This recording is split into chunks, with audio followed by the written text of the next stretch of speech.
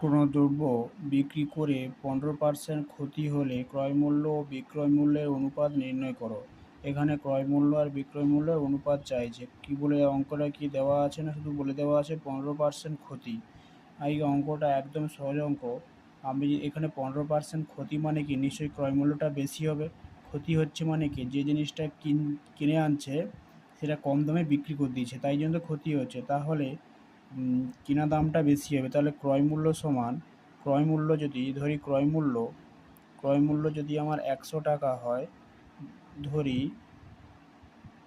ক্রয়মূল্য যদি 100 টাকা হয়, তাহলে বিক্রয় মূল্য কত হবে না, বিক্রয় মূল্য হবে আমার এখানে 15% ক্ষতি, যেহেতু ক্রয়মূল্য 100 হলে বিক্রয় মূল্য -15 সমান 85 টাকা হোক বা যাই একটা একক থাকবে, 85 টাকা।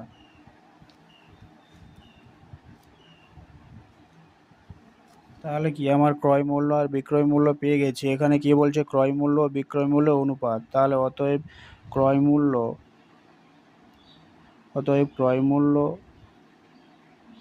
ও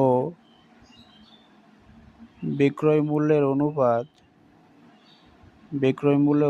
কি হবে না, বিক্রয় মূল্যের অনুপাত, ক্রয় মূল্য ফার্স্টে ক্রয় মূল্য 100 লিখবো, অতএব ইস টু বিক্রয় মূল্য 85।